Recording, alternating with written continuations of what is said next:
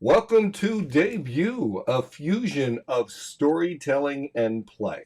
If you don't know what Debut is, well, I'm Kevin Cordi, that crazy practitioner of play, and that's exactly what we do. We take three amazing storytellers, and they tell a story for the very first time anywhere. It's brand new to them, it's brand new to us. We are the audience for those stories. But what we'd like to do before any of that begins is we like to interview our tellers. And I am more than excited to bring this person aboard. This storyteller is a multifaceted artist and storyteller who's been performing and working in various aspects of theater since the year 2000. Independently, she's produced or written and performed over 24 tales, working alone and with talented performers and musicians. She created a summer series called Summer of Stories, which I heard a rumor, and we can ask her that if that's going to continue. I imagine it is. Sometimes when you catch the story bug, it stays for a while. That's all that's on print. Let me just tell you, in the time that I've both listened to our teller tell a story and talk, I've been listening. She commands her telling, and she gives honor if it's a folk tale to where it's coming from. And I can tell she just has fun telling stories. I am so looking forward to having her on Debut, but for now, we're going to welcome her to the Debut interview series. Ladies and gentlemen, a warm welcome to Christine Ward. Christine, how are you? Kristin, I'm great. Kristen! Oh, did I say Christine? Sorry. Yeah. Kristen, Okay. I've known that. Kristen, okay. All right, we get three mistakes per show, so no worries. Kristen, ladies and gentlemen, Kristen Ward. We're also on Facebook Live where I can't rewind any of those mistakes. So if you're listening and you have a comment for us or a question, feel free to put it in the comment section. It will be on Facebook. So, Kristen, let me ask you a question. I'll ask you a question I usually ask everyone in some way or form. What brought you to story, or story brought you here? So what brought me into What brought you storytelling? to story, or how did story find you? Um, I loved stories like all the time when I was growing up. Um, before I really knew about, the animated Disney movies, I was reading um books of fairy tales from like Reader's Digest and like other I think I had a full color Grimm's fairy tales collection.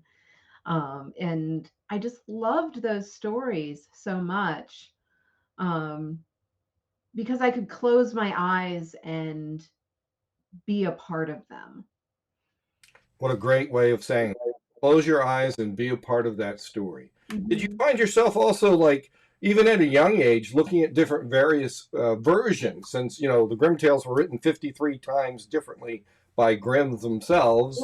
Yeah, I think so a little bit. I started to notice the different versions. A few years ago, I did a spoken word piece that was four different storytellers with four intertwined versions of Cinderella. Oh, I love it. I love it. And that project really made me aware of how many different versions there are of all of our stories, main themes.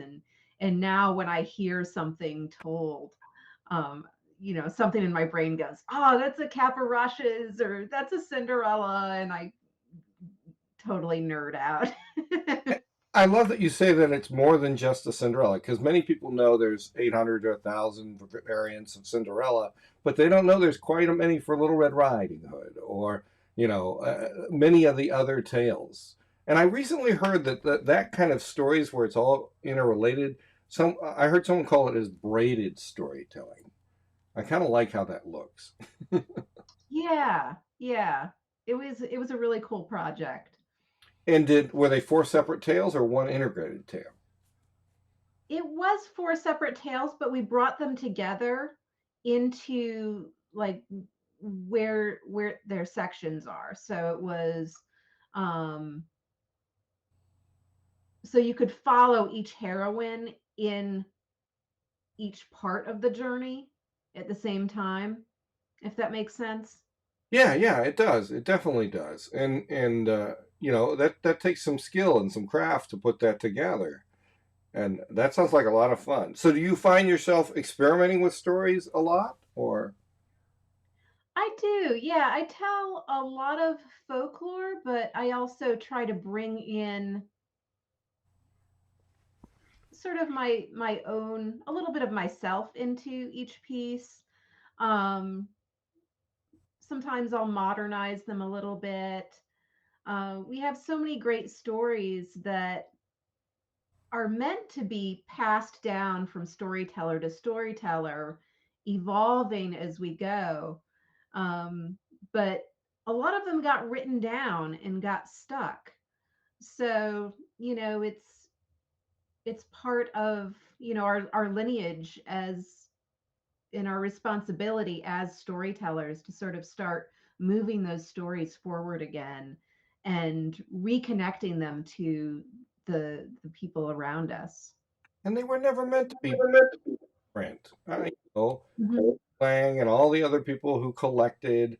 I imagine. Well, they even said they wanted to be told. Now there were some collectors that were like, "Those are my stories," and you know. But if they're in the old tradition, they were oral before they were written, weren't they? Yeah. And so we're just lifting that up. So when did you find like storytelling as something that is more of a profession or things that you spread out as opposed to reading them in the as a kid? So I was into theater starting in about high school. Went to liberal arts college for theater arts. Um, and when I moved to Pittsburgh, I was doing a lot of Middle Eastern dance. Oh, nice. And I sort of started bringing storytelling into the dance um, as a way to sort of come back to my theatrical roots. So I was telling a lot of Arabian Nights folklore, using the dance like you would pictures in a book.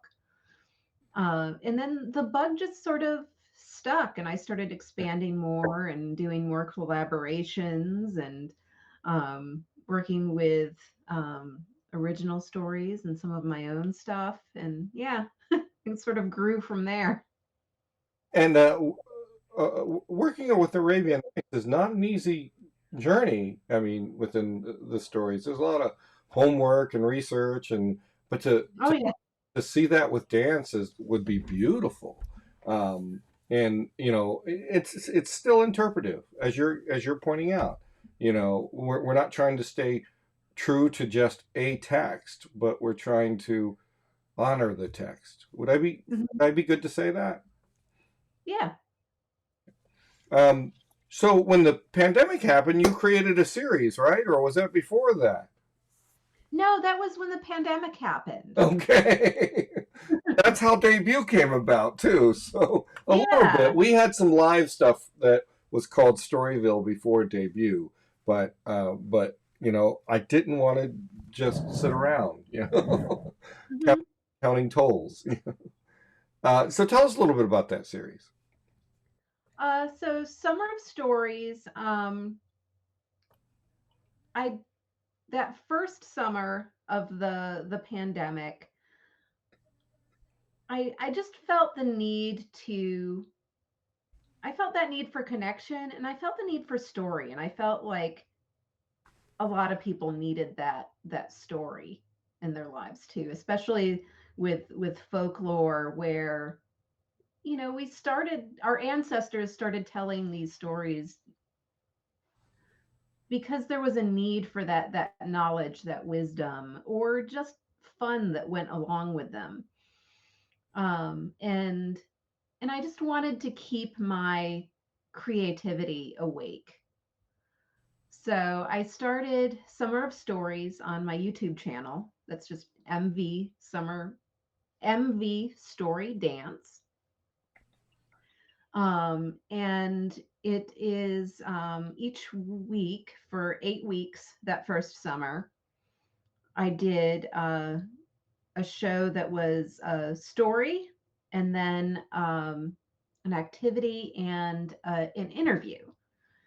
So I told the story of the dancing lady, Oh, and then I interviewed a friend of mine who teaches dance and was a professional dancer for many years. And it sort of helped connect to, why these stories are still valid and important today. In the last summer, I was able to, I did fewer episodes because I realized, oh, now I'm back to work and I have less time. But also, I was able to take some of the technical skills that I learned the first season and make the episodes a little bit more polished. I was starting to get better on Premiere and, figuring out like how to edit, how to put sound in, how to film, because it's just very grassroots, self-produced. Um, but I could see it grow, and I also branched out a little bit. I told a version of Stone Soup and interviewed someone from our local food rescue organization. So that was really fun. So there are 2 seasons so far. Um, I'm planning on doing a third season, but again, I'm going to have a little bit less time this summer. So I'm trying to think of what format I want to create that in. If it's going to be YouTube again, or I might end up doing an audio version where it would just be like a podcast that people could listen to. So if if you have feelings about that, you can put that in the comments below. yeah, please do. Both. Yes, yes, we're open. We're on Facebook Live, so just give us a comment and a shout out to Kristen and these ideas. And it's the theater. Uh, dare I say, it's the theater background that's helping, or it would for me, because I studied with theater a little bit Northwestern, and also at Pioneer Playhouse, where John Travolta got his start. But to Wow. look, he was 17 at the time. I wasn't there, but it was a great time.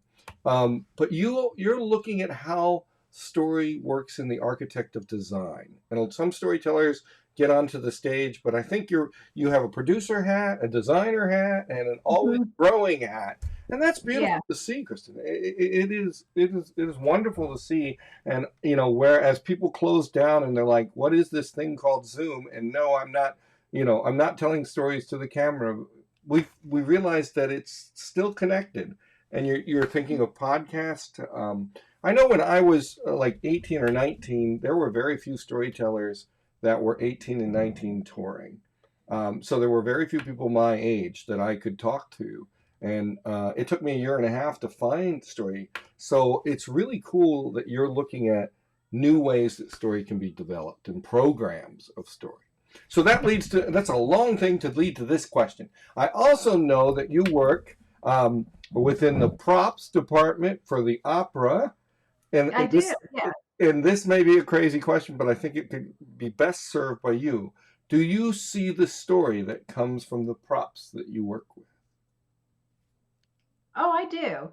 I do. And it's I don't know, it makes me really engaged when I'm making props or when I'm interacting with props because I can see that in it. Actually, this year I started because I also work with Carnegie Mellon School of Drama. This year, one of the design faculty asked me to do like a short presentation about storytelling for the freshman class that he has. And so I went in there and I told them a short version of the wide mouth frog and told them a little bit about storytelling. And then I divided them into groups and I gave them each a paper bag with 5 different random props in it. And I said, make a story. And it was so cool to see what they came up with. They had like, I think I gave them about 20 minutes. It wasn't that long. And they came up with the most elaborate stories with these 5 little things that I'd pulled from our warehouse. So it was, it works both ways. You can build story from props or, you know, use the props to augment stories that already are. But it was fun to watch them do that in that way. So the props can invite story. Definitely, definitely. There is actually a famous study. I've got to remember Heidel Simmel. It's 35 people were put in a lab, and all they were circles and triangles going around or up or back into another circle. And everyone, when asked to explain what this was doing for a 2-minute clip, they all told stories. Oh, this circle was mad at this triangle, or they're not getting along. And it's because we're wired for story. Only within the last 15 minutes. Yeah, in the last 15 minutes, in the last 15 years or so, we've realized that story is the way we make meaning. So that enables me to ask you a question, especially from that perspective. Tell me about your story making process. I've been listening to you tell the story bag, and there's some real nice choices that you're making there. And so it made me curious. Just what is your making process? Hmm. Um, so it depends. Some stories, like the story bag, I go looking for. Especially with that Summer of Stories series, I wanted something to fit a specific theme. Um, so I did, I put a lot of research into it. I read a lot of stories. I go through a lot of books. Um, so sometimes I find them that way. Sometimes stories come to me wanting to be told. And sometimes if I'm very lucky, they come to me as full stories wanting to be told. Sometimes, more often than not, they come to me as whispers of stories, and then I have to go and find them. Stories is work. I know. I understand. And and that's where the story that I'm going to be telling in next Sunday came from. It was little whispers that wanted to be told, and I had to figure out how to put them all together. We can let you tease the idea, but we can't let you tell it because it's the debut. Um, Yep. but that in of itself, especially compared to the story bag, because that's what all that's about too, Mhm. is that stories have to tell, and that story, they'll come out and get you. But Oh yeah. and it is so the making process. I say sometimes, and I'm a writing director. Sometimes if we go straight to writing it on print, we can handcuff our ideas. And I walk around and I say, like, there's no such thing as writer's block. There's writer's stop. So you have to find a different modality. So you're Hmm. working dance and you're working prop. Do you like? You've already said this. You find a story when you're not looking, and you find a story when it's just a sliver. How do you answer the impulse of story, or just that sliver, that fragment of the story that's coming together? Um, Notebooks. I write down like little snippets of things. Um, I'll start researching the theme of what that whisper was. Um, Sometimes I just need to chew on it for a while. Just like let it sit in my ear and, you know, and think about it while I'm doing yoga or when I'm going to sleep at night. That's the best when you can think about a story that you're trying to develop as you're going to sleep, because then sometimes you can dream it. And when you wake up, it's there. Oh, isn't that nice? That works really well. And then sometimes we don't allow a story, I mean, to borrow this metaphor from the story bag, we don't let it be free. Like Mhm. I take a 45-minute walk every day, and I have one line for a week, which was that hand is not my own. And that's leading to a story of where Charon from the River Styx comes from. Because I have to let myself free to explore. I say that the Mhm. tenet to story is imagine, I wonder, and have you considered in the story making process. Because Mhm. sometimes we're too busy working on plot when plot isn't where story happens. What do you? Hmm. No, that's a neat thing to think about. But yeah, I can see that, because more times than not when I'm working on a story, the the feeling of it comes first, and then the plot develops around it. Well, it's trouble and suspense that drives the story. And Mhm. Kendall Haven will say it's change and the resistance of change. When you address those two things, when a story sticks, he will argue that 90% of stories don't stick. But if you work on it as change and resistance to change, it will. Hmm. What do you think?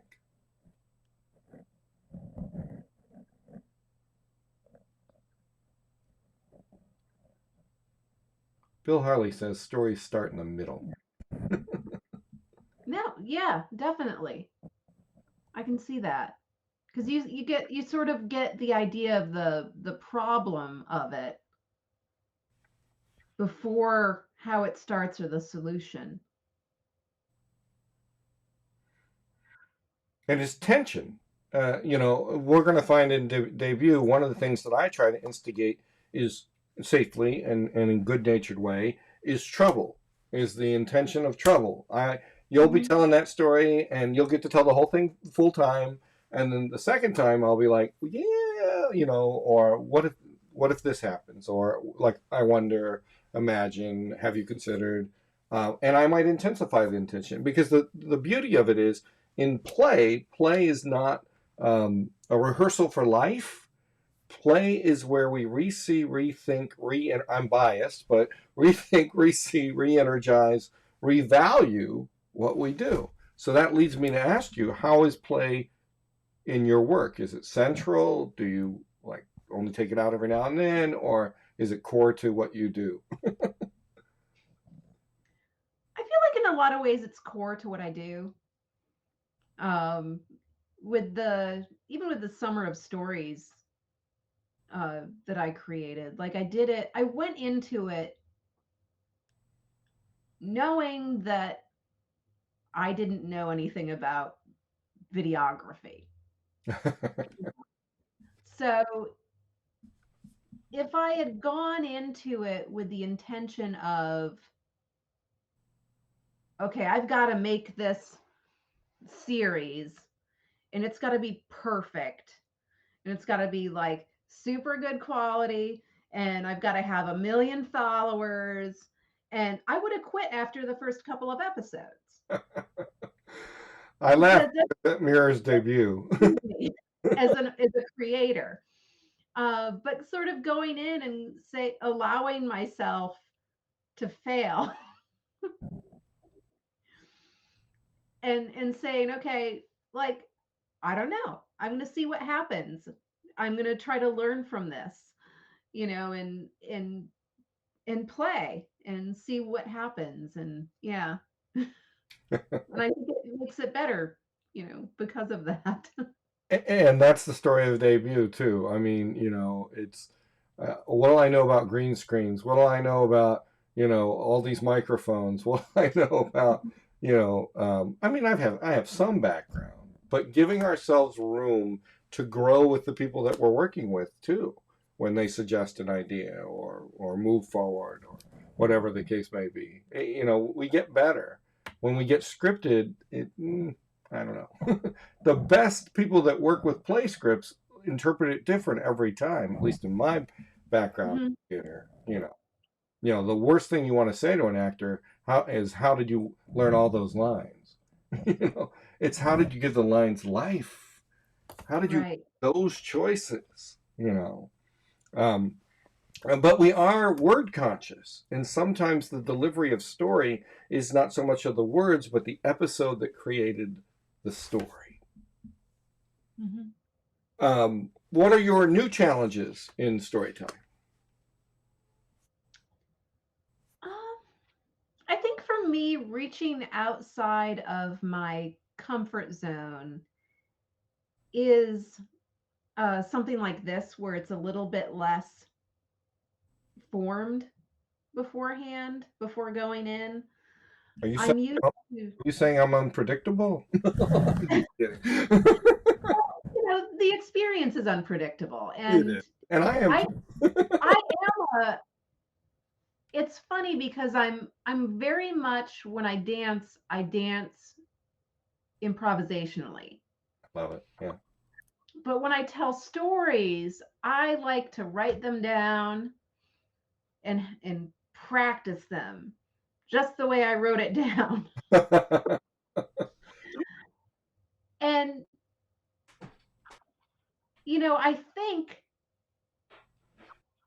that little cynic head gets me, and it's like, you better memorize this just the way it is, or you're gonna mess it up. But I go out and sit down at a bar with friends and tell them a story all the time Exactly. that's not written down anywhere. I'm And they telling laugh. you stories right now. And they So, laugh. you know, switching over from your inner critic and reaching out and going, "Oh, okay. Like, this is what this is." And allowing myself to get out of that comfort zone and allowing myself to maybe fail, you know? Um, again, creates that sort of that play and that sort of return to creativity that I can grow out of a little bit more. And you're not alone in that. I mean, when I first started a story, I was learning on old cassette tapes that only had the name of the storyteller on it, nothing about it, and it would wear out, and I would mimic what I heard because Mhm. no one gave me the background. And from when we're at school, the only time that we're asked to explain our story is when the rough draft is done. We don't work, and we send people to isolated little desks and we say, be creative. It doesn't work Mhm. that way. But as you just pointed out, life is more narrative than we allow ourselves to believe it to be. And it should be in the work that we do. Again, I'm biased, but I've done some research on it. Mhm. And I've done the practice. And so many storytellers and many circles will sit at a writing desk and they will want to just hammer out word for word because writing is a craft as well. Mhm. But I say that you need to word dance in the world before you put it on paper. Word dance. I like that. I'll start thinking about it like that, because then maybe it'll start flowing easier. Yeah, just say let the words dance. And Mhm. you know all about dance. And you mentioned improvisational dance and in the choices we make. Pablo Picasso said that painting is another way of keeping a diary. And I think dance can be another way of telling a story, not just one, but many. And the Mhm. beauty is it's a compliment for many people on the audiences. So that's great. So that leads me to why debut, Kristen? Why do debut? You've kind of answered it, but Well, so a fellow storyteller from Pittsburgh, Misty Mater, we um, tagged me on a post about debut. and she's a debuter. She was one of the first. Yeah, and I And thought, you know what? I'm gonna go for it. Well, her recommendation comes high. So, and just the little bit of time Very flattering too, because she's fantastic. she is, and she knows how to play. And Mhm. I mean, truth be told, in the when debut was being formed, and even today, she'll be like, "Do you need this, Kevin?" or "What's going on?" And we loved having Misty on. And once you're, oh, by the way, once you're in the debut family, you don't leave unless you want to. All right, sounds good. We invite you back. We have new things. We change this. We change that. Um, but yes, and you're already thinking about well you're doing on debut, and I love how it sprang forth, um, and in the middle of all the other stuff that you're doing. So if you had advice that you would give to new tellers, and I'm reminded of the 73-year-old who came up to me and said, "But Kevin, I'm a new teller." So it's not about youth, it's not about age, it's about getting into the practice of story. What advice would you give them?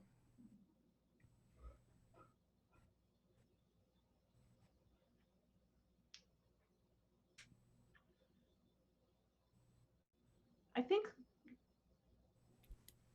listen to stories. Listen to storytellers, but also listen to how the people around you tell their stories. I think I think listening is a big part of storytelling.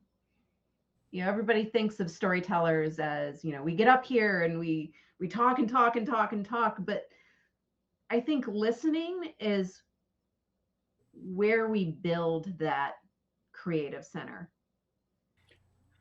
And I think that would go with listen to tellers, but listen to yourself based on what you've said. When story calls out, listen to it. Answer Yes. the I tell my wife, opportunity never happens on our schedule. Hmm. We need to answer it. I think it was Lynn Ford who said, answer every email, every reply. And I've always followed her advice because it's so important. People have helped me be wherever I am, and I want to help them because I know what it was like for a year and a half of having to look beyond those cassette tapes for story development. Hmm. It was lonely and it was painful. Yeah. Yeah, I'll bet. But at the same time, I was raised on stories, so I was never without it. Um, and listen, I think that's super strong advice. Listen to yourself, listen to stories, listen, because that makes us, we have two ears and one mouth for a reason. Yeah. Yep. And so I'm going to give a commercial if it works.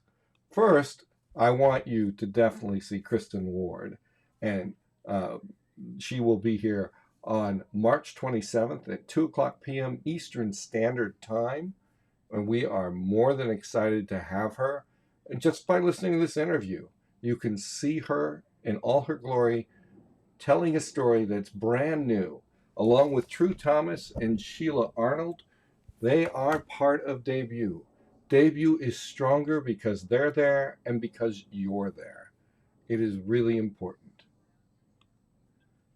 And Kristin, it has been, I mean, we could talk for a while. We have some similar backgrounds, and I really enjoy it. And again, you're now in the Debut family. So we could talk forever, but Kristin Ward, you now have the last word. Well, thank you. And I'll see you next Sunday. And